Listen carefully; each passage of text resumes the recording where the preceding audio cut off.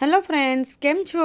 गुजराती पकवान में तमारुं स्वागत छे। आज आपणे बनावीशुं बटाकानुं छीन अथवा तेने बटाकानी कातरी पण कहेवाय छे, जे आपणे बनावीने आखुं वरस स्टोर करी शकीए छीए। आ बटाकानुं छीन तमे उपवास कर्यो होय त्यारे अथवा तो नास्ता माटे तरत तळीने फरारी चेवड़ा जेवुं बनावी शको छो। तो चालो बटाकाना छीननी रेसिपी जोई लईए। रेसिपी सारी लागे तो मारी चेनलने सब्सक्राइब करजो। बटाकानुं छीन बनाववा माटे आ रीते मोटा बटाका आवे छे, जे वेफर बनाववा माटे वापरीए छीए। ते ज बटाका छीन बनाववा माटे लेवाना छे। मैं अहीं अत्यारे 2 किलो जेटला बटाका लीधा छे। पहेला आपणे बटाकाने छोली लईशुं। बटाकानुं छीन पारवुं एकदम सरळ छे।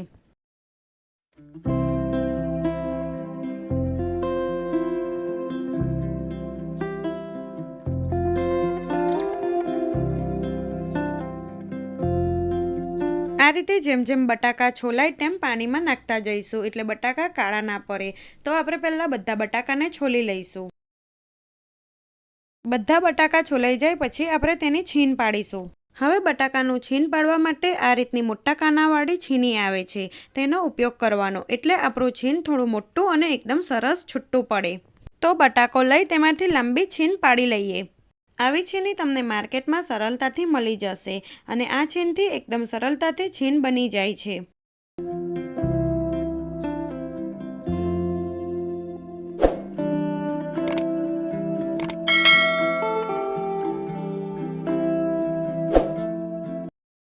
तो तमे जोई शको छो बटाकानुं एकदम सरस छूटुं अने मीडियम छीन बनीने तैयार थाय छे। हवे जेम जेम छीन बनतुं जाय तेम तरत ज तेने पाणीमां एड करतुं जवानुं એટલે તે કાળું ના પડી જાય। तो આપણે પહેલા બધા બટાકાની छीन પાડી લઈશું। મેં બટાકાની બધી छीन પાડી લીધી છે। હવે આ छीनને પણ વેફરની જેમ 2 થી 3 વખત ચોખ્ખા પાણીથી ધોઈ લેવાની છે, એટલે બટાકામાં બિલકુલ પણ સ્ટાર્ચનું પ્રમાણ ના રહે। જેટલી બટાકાની छीन તમે સારી રીતે ધોશો એટલું જ छीन તમારું વ્હાઈટ બનશે। आ छीनने मैं ચોખ્ખા પાણીથી સારી રીતે 3 વખત ધોઈ લીધું છે। હવે આ छीनને આપણે બાફવાનું છે। તો આમાંથી થોડીક छीन લઈ કાનાવાળા વાસણમાં નિતારી લઈશું।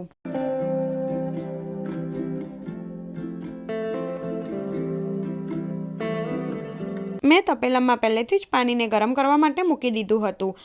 પાણી આ રીતે થોડું ગરમ થઈ જાય એટલે તેમાં 1 ચમચી જેટલું મીઠું ઉમેરીશું અને એક વખત મિક્સ કરી લઈશું।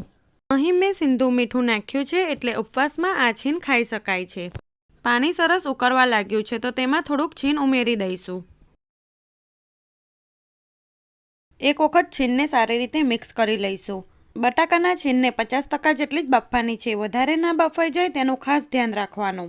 થોડી વખત માટે ઢાંકણું ઢાંકી 2 થી 3 મિનિટ માટે થવા દઈશું, જેથી પાણી ફરી સરસ ઉકળવા લાગે। 2 થી 3 મિનિટ પછી આપણે ઢાંકણું ખોલીને ચેક કરી લઈએ। તો તમે જોઈ શકો છો આપણું छीन થઈ ગયું છે। તો ગેસની ફ્લેમ બંધ કરી દઈશું અને તેને કાનાવાળા વાસણમાં કાઢી લઈશું। બટાકાનું छीन કાચું ના રહે તેનું પણ ધ્યાન રાખવાનું।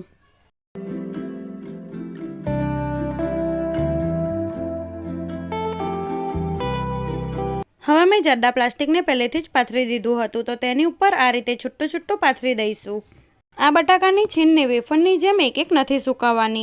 छीन गरम है એટલે आ रीते तबेठानी मददथी छुट्टू पाथरी दईशुं। बाकीनुं थोड़ुं छीन छे तेने हूँ आज रीते बाफी लईश। आपणे छीनने 2 दिवस सुधी सुकववा दईशुं। मैं घरमां ज छीन सुकव्युं छे। जो तमारे त्यां तड़को आवतो होय तो तमे तड़कामां पण सूकवी शको छो। 2 दिवस पछी छीन सरस सुकाई गयुं छे। मैं 1 दिवस घरमां अने 1 दिवस तड़कामां छीनने सुकव्युं हतुं।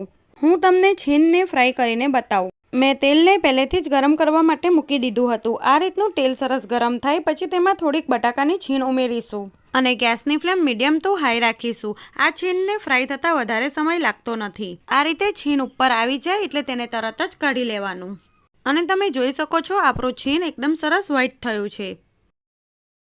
હવે તેલ એકદમ ગરમ છે એટલે આપણે ગેસની ફ્લેમ બંધ કરી દઈશું અને તેમાં થોડાક સિંગદાણા તળી લઈશું। આ ચેવડામાં સિંગદાણાનો ટેસ્ટ એકદમ સરસ લાગે છે। ફૂલ ગેસ પર સિંગદાણાને ફ્રાય કરશો તો તે ઉપરથી લાલ થઈ જશે અને અંદરથી પોચા રહેશે। तो तमे जोई शको छो आपणा सिंगदाणा सरस फ्राय थई गया छे। तो आमांथी वधारानुं तेल नितारी तेने छीनमां उमेरीशुं। हवे उपरथी स्वाद मुजब मीठुं, अर्धी चमची लाल मरचुं, અને થોડીક દરેલી ખાંડ ઉમેરીશું. હવે તેને આ રીતે મિક્સ કરી લઈશું. તમે મરચું અને ખાંડનું પ્રમાણ વધારે ઓછું કરી શકો છો.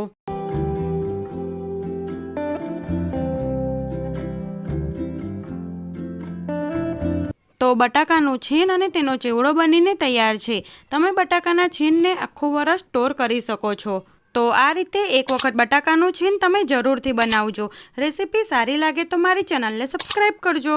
આવી જ નવી રેસીપી સાથે ફરી મળીશું. ત્યાં સુધી થેન્ક્સ ફોર વોચિંગ.